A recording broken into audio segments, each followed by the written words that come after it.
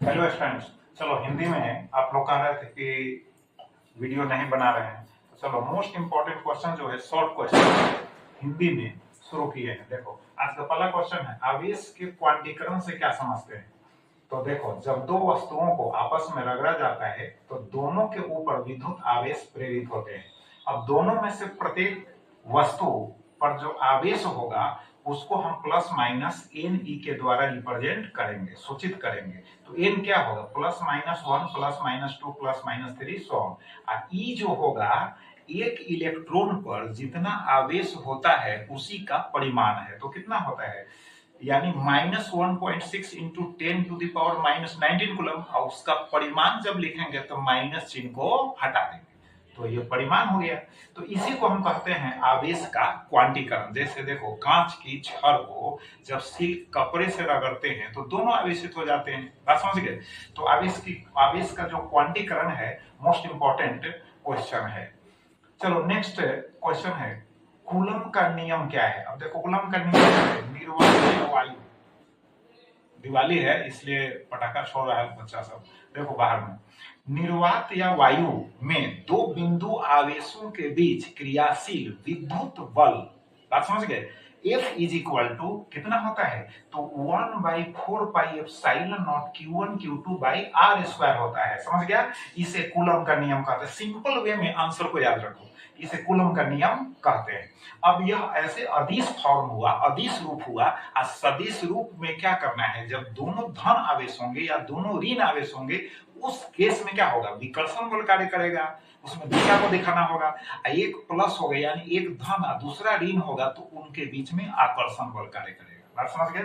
अब एक चीज और समझ लो, 1/4πε0 पहले भी बतला चुके हैं, इसका मान होता है कितना, 9 into 10⁹ newton metre square per coulomb square. Epsilon naught का मान जब कहेगा तो 8.85 into 10⁻⁻12 coulomb square by newton metre square. Next देखो क्वेश्चन, आवेश के वितरण से क्या समझते हैं। ऐसे क्वेश्चन नहीं पूछेगा आवेश के वितरण से क्या समझते हैं, हमने लिखा है, लेकिन इसमें तीन तरह से आवेश का वितरण होता है। अब तीनों में से कोई एक पूछ सकता है। तो देखो, आवेश का रैखिक घनत्व, तो आवेश देखो, आवेशित छड़ या तार के प्रति इकाई लंबाई पर उपस्थित आवेश को, हाँ क्या कहते हैं, आवेश का रैखिक घनत्व कहते हैं। बात समझ गया। यानी आवेश बटा लंबाई, ऐसे शॉर्टकट में याद रखो, आवेश बटा लंबाई को हम क्या कहते हैं, आवेश का रैखिक घनत्व कहते हैं। इसको लैम्डा से सूचित करते हैं। तो लैम्डा बराबर क्या होगा, आवेश बटा लंबाई लिख दो, यानी डी क्यू बटा डी ए लिख दो। अब यहाँ पर इसका जो मात्रक होगा कूलम बाई मीटर होगा। अब दूसरा जो वितरण है, इसी में आवेश का क्षेत्र घनत्व या आवेश का पृष्ठ घनत्व समझो। तो आवेशित सतह के प्रति इकाई क्षेत्रफल पर उपस्थित आवेश को आवेश का पृष्ठ या क्षेत्र घनत्व कहते हैं। सिग्मा बराबर क्या होगा, मतलब इसको सिग्मा से सूचित करते हैं। तो सिग्मा बराबर होगा डी क्यू बटा डी एस, यानी आवेश बटा क्षेत्रफल। अब मात्रक होगा कूलम बाई मीटर स्क्वायर। बात समझ गए। अब इसका तीसरे तरह का वितरण है आवेश का आयतन घनत्व। तो आवेशित पिंड के प्रति इकाई आयतन में, आवेशित पिंड के प्रति इकाई आयतन में जितना आवेश होगा उसी आवेश को हम कहेंगे आवेश का आयतन घनत्व। अब इसको यहाँ पर नहीं लिखे, साइड में हम लिख देते हैं। जैसे देखो, आवेश का आयतन घनत्व जो होगा रो बराबर होगा डी क्यू, अब बटा हो गया डी भी हो जाएगा, और कूलम बाई मीटर क्यू हो जाएगा, कूलम बाई मीटर क्यू होगा। Right, coulomb by metre cube, आवेश का कूलम और नीचे आयतन है तो आयतन का मीटर। अब नेक्स्ट क्वेश्चन देखो, विद्युत विभव क्या है, इसका मात्रक लिखे। अब क्वेश्चन आता है विद्युत विभव क्या है, तो सिंपल इसका फॉर्मूला वर्क बाई चार्ज, यानी कार्य बटा परीक्षण आवेश याद रखना, कार्य बटा परीक्षण आवेश। अब कार्य बटा परीक्षण आवेश, तो कार्य क्या है, तो परीक्षण आवेश को ही लाने में किया गया कार्य है। तो देखो सिंपल फॉर्म है इसका, यानी V बराबर कार्य बटा आवेश, उल्ट इसका क्या लिख दिए हैं, मात्रक भी साथ में हम लिख दिए हैं।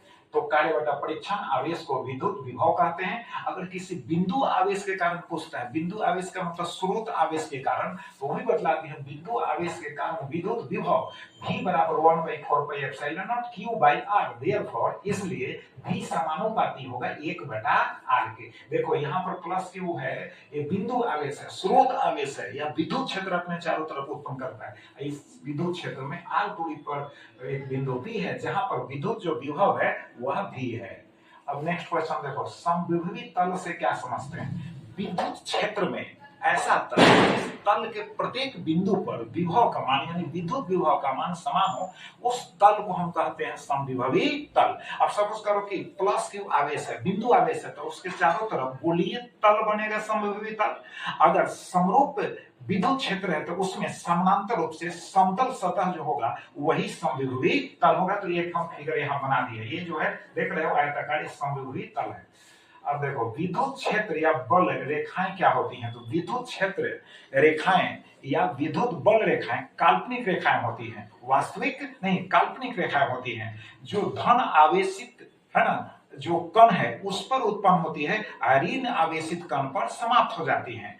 अब जो विद्युत बल रेखाएं हैं, विद्युत बल रेखाएं यह बंद लूप का निर्माण नहीं करती हैं, जैसे चुंबकीय क्षेत्र रेखाएं बंद लूप का निर्माण करती हैं। यह भी समझ लो साथ में, जैसे कोई क्षण चुंबक है तो चुंबकीय क्षेत्र रेखाएं बाहर में यानी चुंबक के बाहर उत्तरी ध्रुव से दक्षिणी ध्रुव की ओर जाती है और अंदर में दक्षिणी ध्रुव से उत्तरी ध्रुव की ओर जाती हैं। तो इस प्रकार बंद लूप का निर्माण करती हैं। बात समझ गए?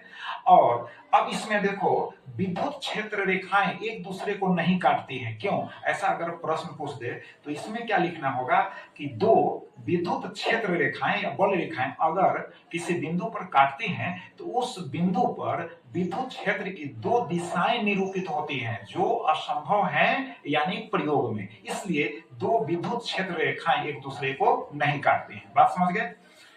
तो अब यहां पर देखो एक चीज बतलाती है, प्लस क्यू और प्लस क्यू यानी दो आवेश हैं, दो बिंदु आवेश हैं, दोनों का परिमाण क्या है? समान है और प्रकृति भी समान है। तो इनके बीच में हम दिखाए हैं विद्युत बल रेखाओं को, देखो दोनों एक दूसरे को विकर्षित करते हैं, इधर भाग रहा है, इधर भाग रहा है, इधर भाग रहा है, इधर भाग रहा है।